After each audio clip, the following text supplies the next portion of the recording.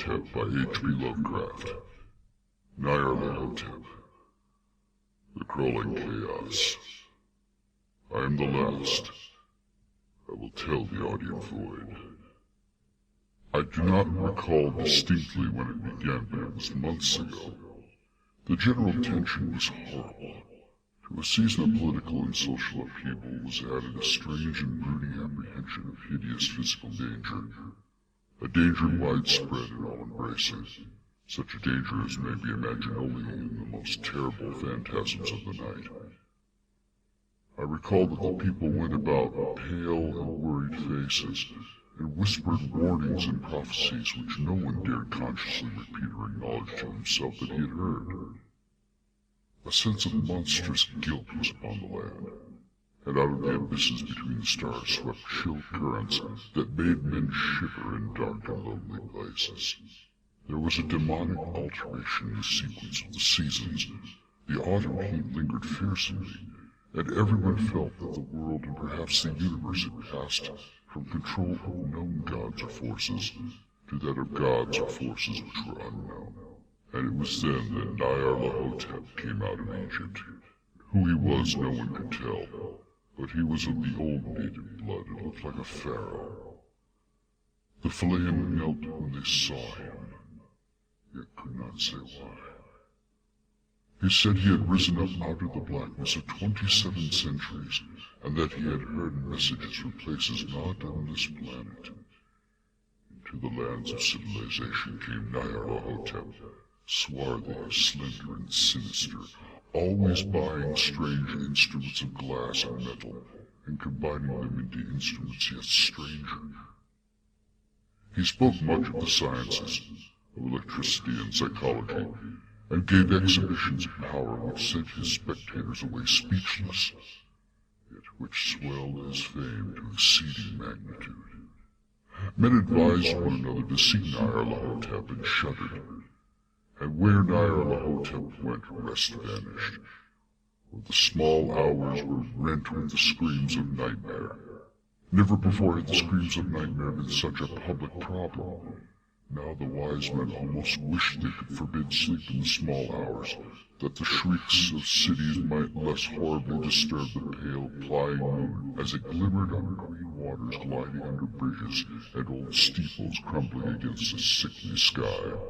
I remember when Nyarlathotep came to my city, the great, the old, the terrible city of unnumbered crimes.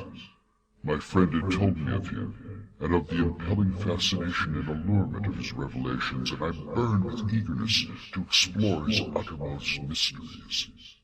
My friend said they were horrible and impressive beyond my most fevered imaginings, and what was thrown on the screen in the darkened room prophesied things none but Nyarlathotep dared prophesy, and that in the sputter of the sparks there was taken from man that which he had never been taken before, which shewed only in his eyes.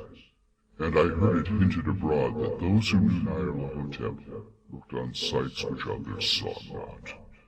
It was in the hot autumn that I went through the night with the restless crowds to see Nyarlathotep, through the stifling night and up the endless stairs into the choking room. And shadowed on a screen I saw hooded forms amidst ruins, and yellow evil faces peering from behind fallen monuments.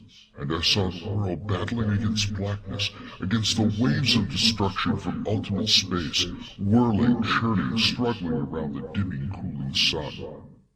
Then the sparks played amazingly around the heads of the spectators, and hair stood up on end, whilst shadows, more grotesque than I can tell, came out and squatted on their heads.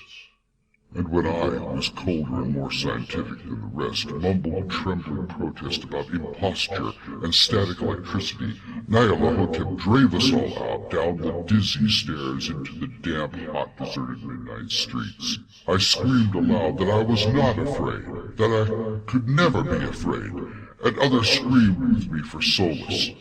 We swore to one another that the city was exactly the same and still alive, and when the electric lights began to fade, we cursed the company over and over again, and laughed at the queer faces we made.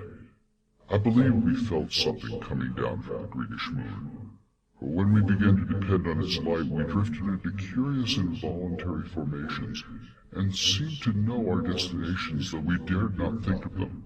Once we looked at the pavement and found the blocks loose and displaced by grass, with scarce a line of rusted metal to shew where the tramways had run. And again we saw a tramcar, lone, windowless, dilapidated, and almost on its side. When we gazed around the horizon, we could not find the third tower by the river. I noticed that the silhouette of the second tower was ragged at the top. Then we split up into narrow columns, each of which seemed drawn in a different direction. One disappeared in a narrow alley to the left, leaving only the echo of a shocking moan. Another filed down a weed-choked subway entrance, howling with a laughter that was mad. My own column was sucked toward the open country, and presently felt a chill touch which was not of the hot autumn. For as we stalked out in the dark moor, we beheld around us the hellish moon glitter of evil snows. Trackless, inexplicable snows, swept asunder in one direction only, where lay a gulf all the blacker for its glittering walls. The column seemed very thin indeed as it plodded dreamily into the gulf. I lingered behind, for the black rift in the green-litten snow was frightful, and I thought I had heard the reverberations of a disquieting wail as my companions vanished. But my power to linger was slight.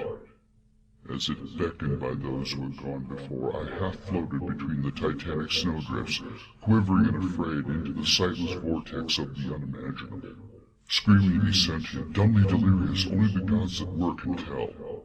A sickening, sensitive shadow riding in hands that are not hands, and whirled blindly past ghastly midnights of rotting creation, corpses of dead worlds with sores that were cities, charnel winds that brush the pallid stars and make them flicker low. Beyond the worlds, vague ghosts of monstrous things, half-seen columns of unsanctified temples that rest on nameless rocks beneath space and reach up to dizzy vacua above the spheres of light and darkness.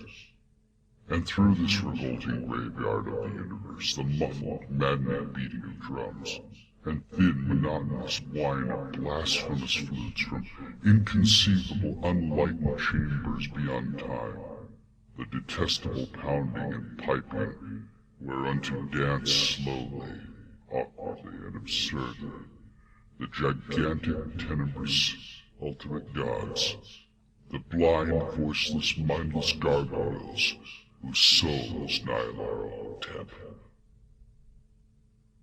The end of Nyarlathotep by H.P. Lovecraft.